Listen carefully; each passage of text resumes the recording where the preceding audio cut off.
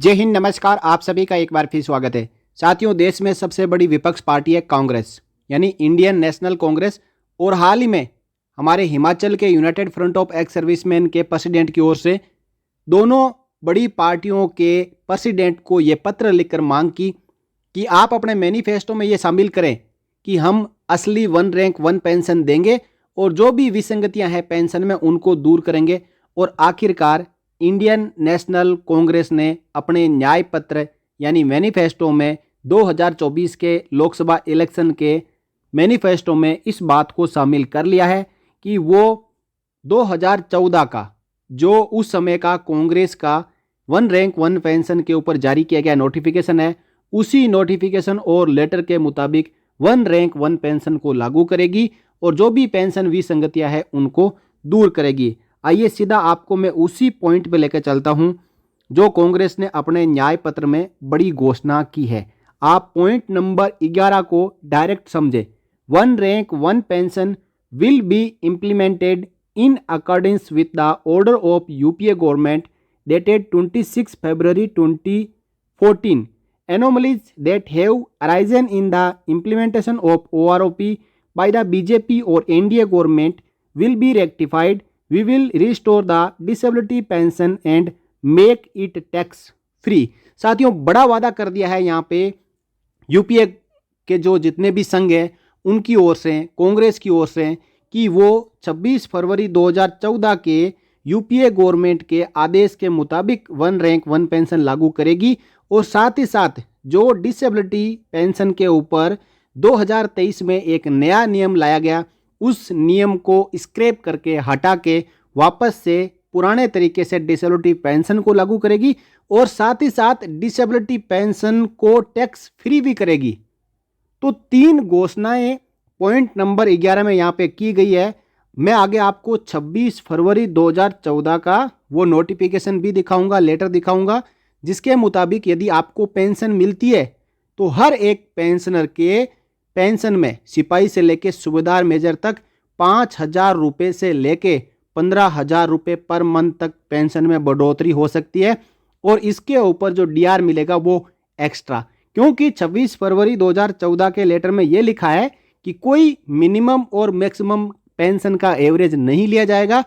सभी की पेंशन देखी जाएगी और एक रैंक समान लेंथ ऑफ सर्विस में जिस पेंशनर की पेंशन सबसे ज़्यादा होगी वही पेंशन बाकी पेंशनर्स को पास कर दी जाएगी। और साथ ही उन्होंने कहा कि हम एनोमलीज को भी दूर करेंगे और डिसेबिलिटी पेंशन जो गाइड टू मेडिकल अफसर 2023 लागू किया गया है, इम्पेयरमेंट रिलीफ लाया गया है,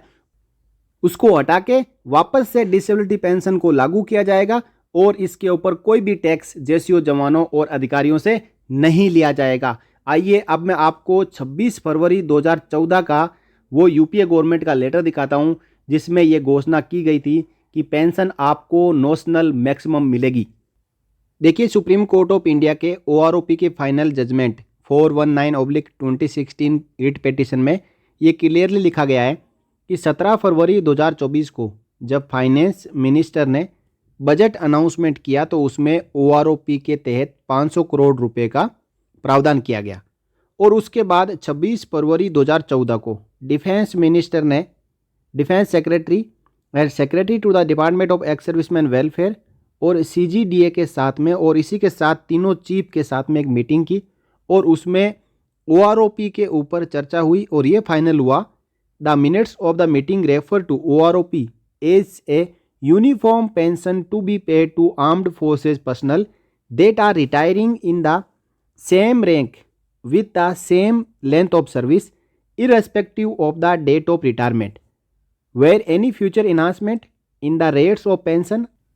are to be automatically passed on to the past pensioners. The fourth respondent CGDA was directed to take necessary steps to give effect to the decision of implementing OROP in consultation with the three defense forces and the first and second respondent. यानी 26 फरवरी 2014 को ये clear हो गया था कि जो OROP के तहत पेंशन देनी है वो उन पेंशनर्स को जो एक ही रैंक में और समान लेंथ ऑफ सर्विस में रिटायर हो रहे हैं उनको बराबर पेंशन मिलेगी। इसमें कहीं पर भी एवरेज की बात नहीं लिखी गई है। दूसरा, आगे ये भी लिखा हुआ है कि उनकी डेट ऑफ रिटायरमेंट चाहे कोई भी हो और फ्यूचर में भी यदि उनमें से किसी की पेंशन बढ़ती है तो वो सेम पेंशन दूसरे पेंशनर्स को भी पास की जाएगी। यानी एवरेज का नाम और निशान नहीं था यहाँ पे, लेकिन 7 नवंबर 15 का जो लेटर निकला उसमें यह बताया गया कि 2013 की मिनिमम और मैक्सिमम पेंशन का एवरेज लेना है। इसके साथ ही एक पेंशन पॉलिसी लेटर और मैं आप सबको दिखाना चाहता हूँ। भारत सरकार के रक्षा मंत्रालय के department of ex serviceman welfare का ये लेटर है 17 जनवरी 2013 का, जो भी आप कहीं ढूंढने जाएंगे तो आपको नहीं मिलेगा, क्योंकि इसमें भी नॉशनल मैक्सिमम की बात कही गई थी और 2 साल का सर्विस वेटेज बढ़ाने की बात कही थी। लेकिन OROP 1 और OROP 2 आते आते ये पेंशन पॉलिसी भी खत्म हो गई। Implementation of government decision on the recommendations of the Committee of Secretaries 2012 है on the issues related to defense service personnel and ex-servicemen, improvement in pension of JCOR, retired, discharged, invalidate out of service prior to 1/1/2006। यानी 1 जनवरी 2006 से पहले JCOR जो retire आ चुके हैं, discharge आ चुके हैं, invalidate out होके आ चुके हैं और डिसेबिलिटी पेंशन ले रहे हैं, तो उसके ऊपर इस पॉलिसी में कहा गया था, देखिए, the pension of pre 1/1/2006 JCOR pensioners may be determined on the basis of notional maximum for the ranks and group across the 3 services. यानी आर्मी, एयरफोर्स और नेवी, इन तीनों में जो भी, जैसे कि एक नाइक है तो नाइक के इक्विवेलेंट आर्मी, एयरफोर्स और नेवी में, तीनों में जो भी ज़्यादा पेंशन ले रहा हो वो पेंशन बाकी के सभी के ग्रुप और जो उसके साथ के रैंक के होंगे उनको पास की जाएगी। दूसरा, current weightage in qualifying service of sipahi, naik and havildar may be increased by 2 years. साथ ही साथ जो क्वालिफाइंग सर्विस का वेटेज था उसमें भी यहाँ पे 2 साल की बढ़ोतरी करने का जो आदेश है वो इस लेटर के मुताबिक जारी किया गया था। लेकिन इस लेटर के मुताबिक जो OROP 1 और OROP 2 आई है उनको किसी भी JCO जवान जो है, सिपाही, नायक और हवलदार हैं,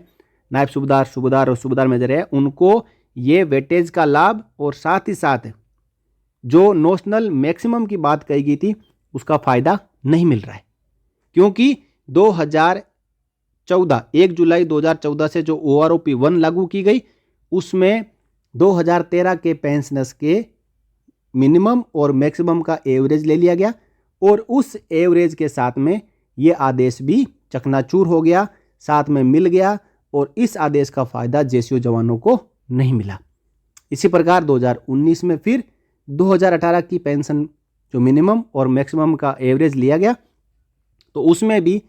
इस सर्कुलर का फ़ायदा, इस लेटर का फ़ायदा नहीं मिला। जबकि यहाँ पे क्लियर लिखा हुआ है कि जब भी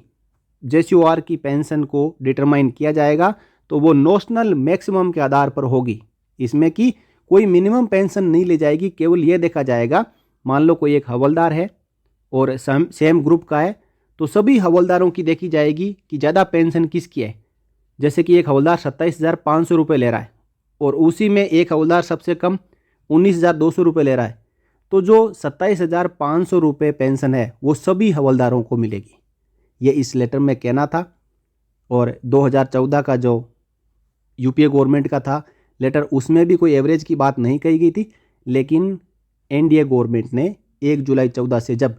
OROP लागू की तो एक एवरेज का फॉर्मूला लेके आई और इस एवरेज के फॉर्मूले से ही JCOs की पेंशन लगातार कम हो रही है और जवानों की पेंशन में मामूली सी बढ़ोतरी हुई है।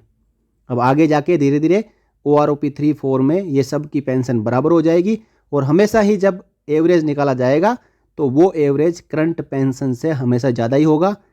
तो वो एवरेज जो मौजूदा पेंशन होगी JCO जवानों की, उससे वो एवरेज हमेशा कम ही निकल के आएगा, तो पेंशन बढ़ोतरी का सवाल ही खत्म हो जाएगा। तो साथियों, ये थी एक अपडेट कांग्रेस के मैनिफेस्टो के अनुसार, जहां पे कांग्रेस ने ये घोषणा कर दी है कि वो अपने लेटर के मुताबिक नॉशनल मैक्सिमम पर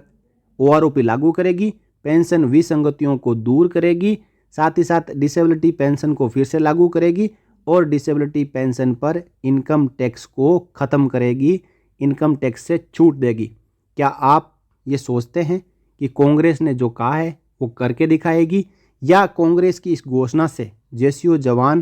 कांग्रेस के साथ में जाएंगे, उनको सत्ता में लाने की कोशिश करेंगे, या फिर आप जो मौजूदा सरकार है उसके कार्यकाल और उसके जितने भी डिसीजंस है ओआरओपी के ऊपर उनसे आप संतुष्ट हैं और आप उसी सरकार के साथ में जाएंगे? आप कमेंट बॉक्स में कमेंट करके बता सकते हैं, वो आपकी मर्जी है। आप चाहे तो अपनी जो भी प्लानिंग है सरकारों को निर्धारित करने की उसको कॉन्फिडेंस भी रख सकते हैं, लेकिन जो कांग्रेस ने घोषणा पत्र में दावा किया है, वादा किया है, वो मैंने आपके सामने रखा। साथ ही साथ जो पॉलिसी मैटर है उनको भी लेके आए। मैं आशा करता हूँ कि आपको पूरा कंसेप्ट समझ में आया होगा, नोशनल मैक्सिमम का और मिनिमम और मैक्सिमम के एवरेज का।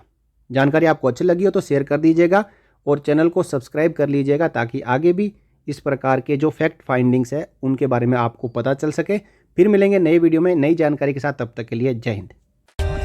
For more updates, subscribe to our channel and enjoy watching the videos.